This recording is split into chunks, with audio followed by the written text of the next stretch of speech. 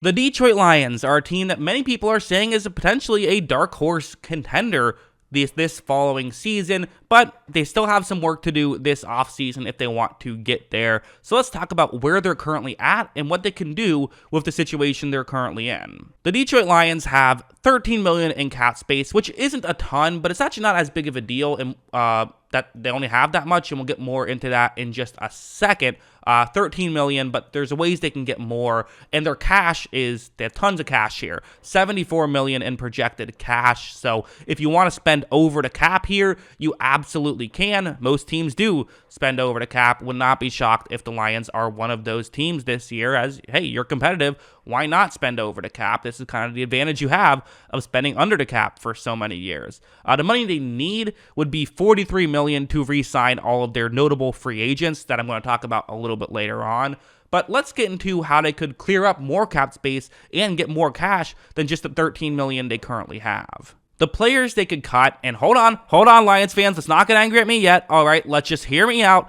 Just listen to, I'm just saying these are players they could cut, right? Not saying that these are the players that they will cut. Lions fans want Jared Goff to stay on the roster, which I get. Goff had a solid season last year, although there's some debate as to how good of a year was it, and maybe we can have that debate another video. But for now, Jared Goff, you have to put it on the list when you're evaluating where you should go from here. You could save $21 million if you cut him, which would mean only $10 million in dead cap. Another asterisk here is if you don't think Goff would make more than, say, $20 million in the open market, maybe you just say, hey, the way it looks, we kind of have to cut you right now. We don't want to cut you. What if we just make a deal where we'll give you $20 million a year for the next 2 years, fully guaranteed, something like that, as to where you're now saving money, but also Goff gets a bit more security, kind of a win-win that way. Maybe you could pull something like that off. Maybe it would blow up in your face. I don't know. Also, Romeo Okwara and Michael Brockers, you could save 18 plus million. So you could save 18 million there. You could potentially be looking at saving somewhere around 30 million total and keeping Jared Goff on the roster. That's not crazy to think about, and you certainly could save close to 40 million by getting rid of these three guys if you wanted to. So listen, if Lamar becomes available, cut all three of those guys, get Lamar Jackson. That feels like a pretty big win to me.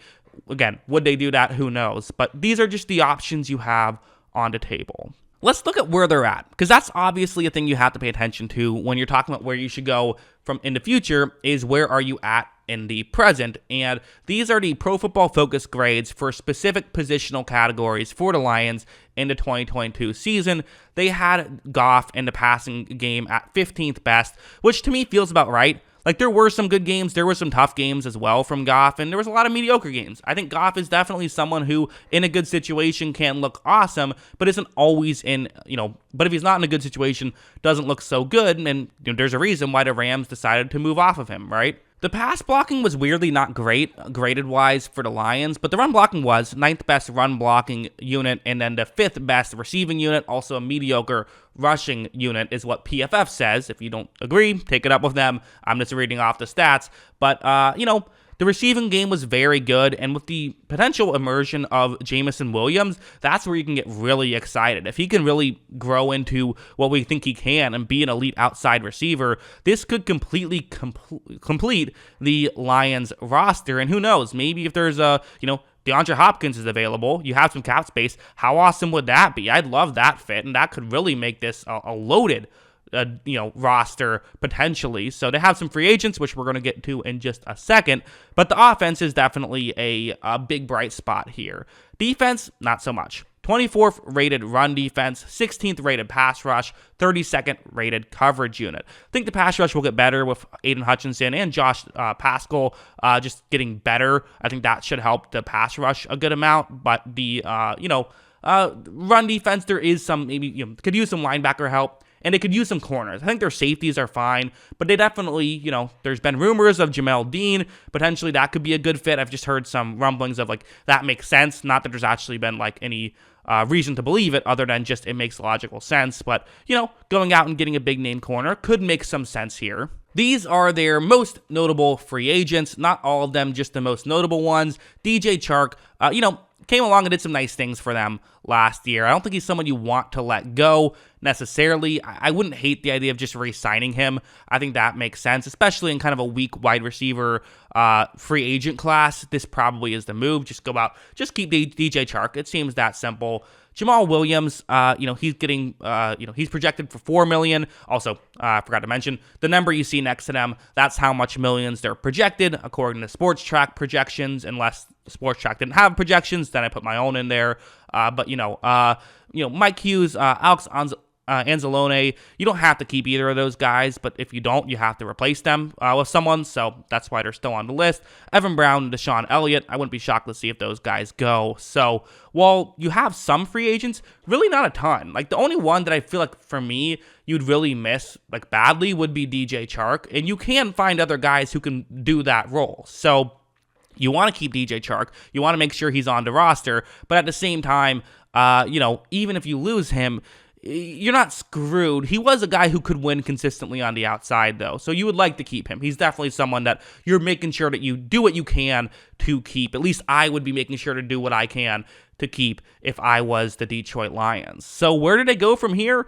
I mean, they're certainly in a spot where they could go to the moon, right? This is a team that could definitely, their stock could get very high. Kyle put them as the number one sort of way too early team to look out for on the podcast when we did that. And I see it. I see the logic behind it. There is still a question. I think the Jared Goff question is going to be a question. Listen, I know Lions fans like Jared Goff. Everyone likes Jared Goff, but how many people think he's a top 5 quarterback in football, which for his contract, he has to really be at least a top 10 quarterback in football, which he's shown he can be at times, just not consistently, but maybe he will do it next year. Maybe especially if you get a full year out of a healthy Jamison Williams who can win on the outside, and maybe he's that DJ Chark replacement, and you spend the money elsewhere on defense, maybe that's how you could be a Super Bowl contender. I could see it, because again, just the Jared Goff thing, which we don't have to spend too long on it, but while Jared Goff did make a Super Bowl, he made it on a rookie deal. A lot harder to do it once you're paying him, because you're going up against Philadelphia, who has a better quarterback, and in my opinion, I don't think that's a hot take, who has a better quarterback and also is paying significantly less for that quarterback. It's just a huge advantage. But the Lions have a ton of stuff that they do well, and let's just be honest. The fact that I'm saying, how are you going to beat Philadelphia? That's an awesome feeling. The Lions just want to make the playoffs, let alone win the Super Bowl this next year. The fact that I'm even saying that is an awesome win. So I think they're in a good spot, and they should, the question is only, can this team win this? The question is this a team that could become a Super Bowl contender? I don't know. But should they be a playoff team? I think they will be in the playoffs next year. I do. But yeah, that's what I think. What do you guys think? Let me know in the comments below. Always love hearing from you. And of course, as always, thanks for watching. If you like movies, check out my movie review channel. Every single movie title you see on the screen, I have a video about coming out within the next 2 weeks. I'm uploading a video every day for 2 weeks, so definitely make sure you're subscribed there. The link is in the description below. I got some other stuff on there too, some like breakdowns of certain scenes I like and things like that, so check it out.